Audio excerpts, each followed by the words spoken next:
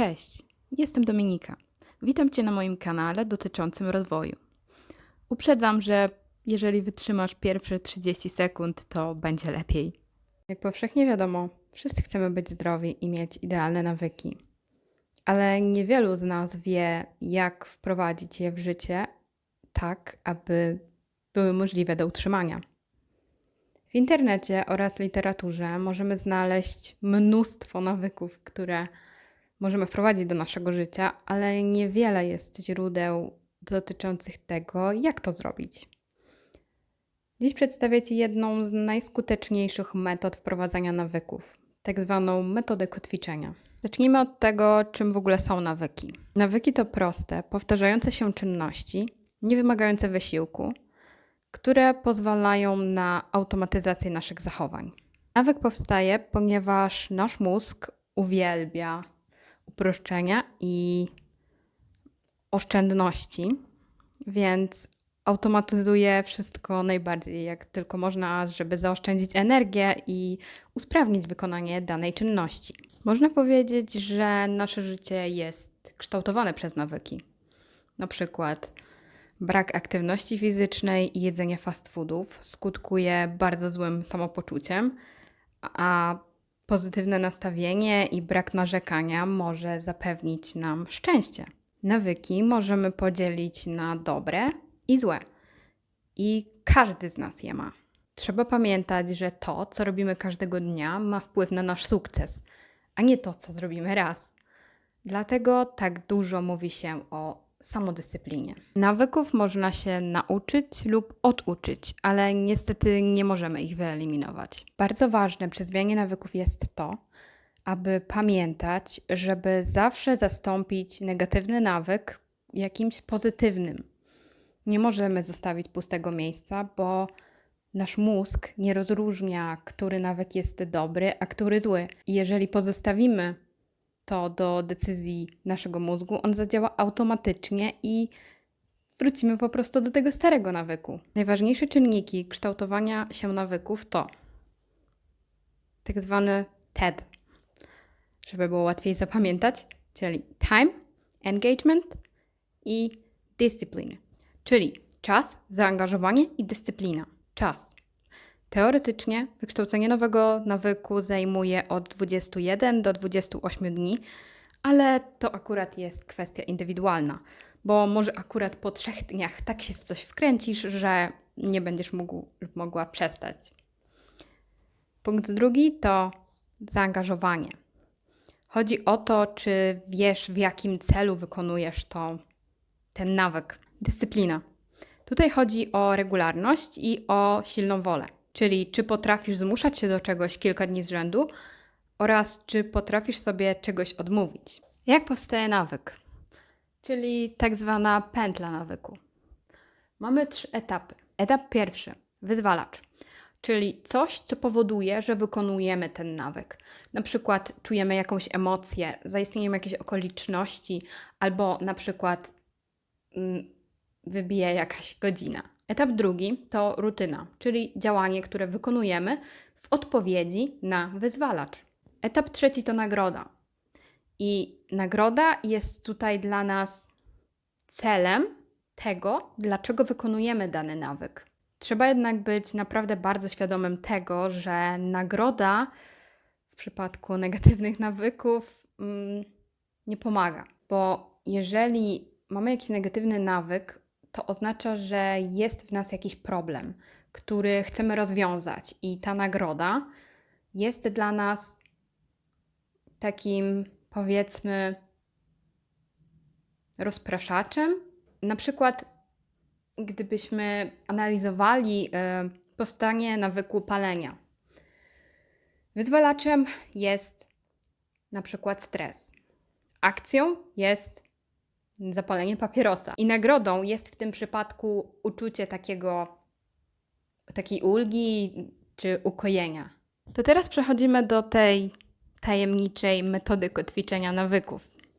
Co to w ogóle jest? Na czym to polega? Chodzi o to, aby pomiędzy wyzwalacz i nagrodę wstawić zdrowy nawyk. Na przykład pod wpływem stresu Nie szukam od razu czegoś słodkiego, tylko na przykład wykonuję jogę albo piję wodę. Dzięki takiemu zachowaniu zmienimy ten zły nawyk lub raczej zastąpimy go innym, który pomaga. Co prawda działa troszeczkę inaczej, ale przynajmniej nie powoduje złych skutków.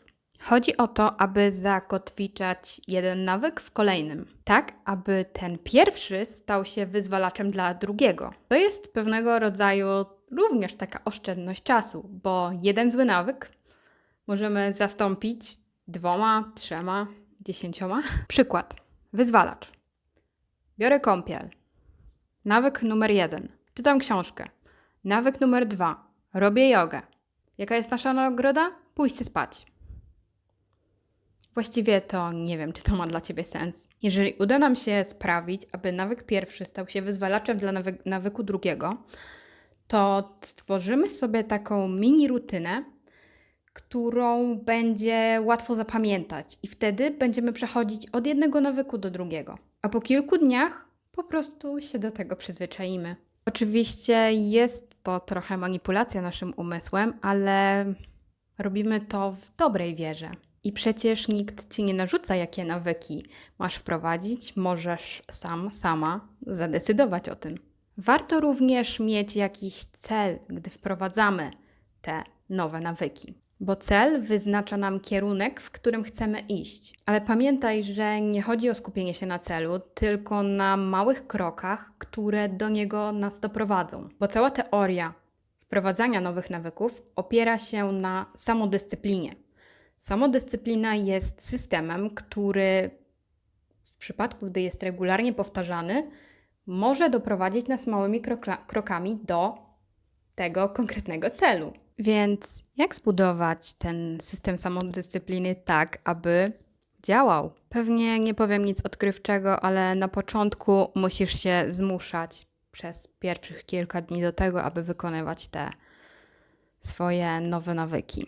Trzeba znaleźć sposób, aby nie działać automatycznie, bo wtedy sprawimy, że te stare nawyki będą się powtarzały i nigdy ich nie wyeliminujemy. Bardzo ważnym czynnikiem w procesie wychodzenia ze złych nawyków jest motywacja, którą mamy w otoczeniu. Na przykład, jeżeli chcesz zacząć regularnie ćwiczyć, to rozłóż sobie matę na środku pokoju. Wtedy aż głupio będzie nie zrobić tego treningu. Musisz pamiętać, że siła woli jest jak mięsień, więc w przypadku, gdy będziemy regularnie ją ćwiczyć, to stanie się coraz silniejsza. Po prostu nie wystawiaj się na te czynniki, które powodują te Twoje złe nawyki. Jednym z najważniejszych czynników, które mają wpływ na skuteczność metody kotwiczenia, jest rutyna dnia. Czyli wykonywanie tych czynności o konkretnych godzinach. Bo wtedy jesteśmy w stanie przyzwyczaić nasz mózg do tego, że na przykład o 15 jemy obiad, a o 14 robimy trening. A teraz najważniejsza rzecz, którą właściwie należy zacząć totalnie przed wprowadzeniem jakichkolwiek nawyków, czyli rozpoczęcie monitorowania postępów. Powinien to być dla nas nawyk. Właściwie zajmie nam to od 30 sekund do 2 minut w ciągu dnia, więc nie jest to jakieś bardzo czasochłonne. Do monitorowania postępu najlepiej będzie korzystać z aplikacji. Ewentualnie można oznaczać sobie to na kalendarzu albo w jakikolwiek inny sposób. Ważne, żebyśmy mieli to w zasięgu wzroku, żeby zawsze widzieć, jaka jest już nasza passa. Ja z mojej strony mogę polecić taką bardzo prostą aplikację, która nazywa się Śledzenie nawyków. Wkleję ją tu lub tu. Ale oczywiście jest mnóstwo innych rozwiązań, które można dobrać wedle własnych preferencji. Monitorowanie nawyków pozwala nam widzieć właśnie to, ile już wytrwaliśmy w tym naszym postanowieniu, a to motywuje nas jeszcze bardziej. Najgorsza rzecz, jaką możemy zrobić, to przerwać realizację naszego nawyku na więcej niż jeden dzień. I tutaj mówię akurat o nawykach, które wykonujemy regularnie, czyli codziennie. Oczywiście wiadomo, że w przypadku ćwiczeń intensywnych ćwiczeń, potrzebujemy co najmniej 1 dnia na regenerację, ale w sumie to też się wpisuje w tą zasadę. Jako przykład mogę podać przerwanie procesu budowania nawyku niepalenia. Jeżeli chcemy przestać palić, to musimy się zmuszać do tego, żeby tego nie robić przez cały czas, każdego dnia. Jeżeli przerwiemy ten proces na 1 dzień, to może być ciężko. Jeżeli przerwiemy ten proces na 2 dni, to idziemy już 5 kroków do tyłu. I w taki sposób tracimy część tej silnej woli, którą już wypracowaliśmy. I na zakończenie kilka rad ode mnie. Właściwie to 3. Rada numer 1. W zależności od nawyku, który chcemy zmienić, bardzo skuteczne może okazać się rozpraszanie myśli czymś innym. Oczywiście mam na myśli te pozytywne rzeczy. Na przykład możesz zrobić trening, iść na spacer, czy przeczytać książkę, albo spędzić czas ze swoją rodziną, z partnerem. Rada numer 2. Jeżeli uda Ci się wprowadzić przynajmniej jeden nawyk, który jest dla Ciebie rzeczą bardzo niekomfortową, na przykład wystąpienia publiczne, to z każdym kolejnym razem będzie Ci to szło coraz lepiej i w sumie to zapanujesz też w pewien sposób nad swoim stresem. Rada numer 3.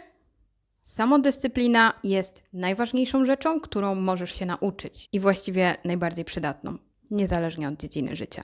Jeżeli będziesz zdyscyplinowana, to pozwoli Ci to na realizację swoich marzeń, celów, pragnień i podobno są dowody na to, że jesteśmy w stanie dzięki samodyscyplinie reorganizować swoją codzienną rutynę dowolnie, czyli w każdej chwili możesz wyeliminować lub dodać jakiś nawyk i nie sprawi Ci to większych trudności. Dziękuję Ci bardzo za obejrzenie tego filmu do końca. Mam nadzieję, że metoda kotwiczenia nawyków okaże się dla Ciebie przydatna. Pamiętaj, że jeżeli podobał Ci się ten film, możesz dać łapkę w górę, a także mnie zasubskrybować. Napisz mi też proszę w komentarzu, czy Ty masz jakieś inne metody wprowadzania nawyków do swojego życia. Możesz też opisać swoje doświadczenia z wprowadzaniem i eliminowaniem nawyków. Dziękuję, życzę miłego wieczoru lub dnia i do usłyszenia lub zobaczenia w następnym filmie. Hej! Zasady przygotowania się do nagrywania filmu. Wyśpij się. Nie. Boli mnie gardło. Ogólnie jest bardzo fajnie. Mam tutaj chaos, jest brzydka pogoda. Ale nagrywam. Czy tak jest git? Chyba nie za bardzo.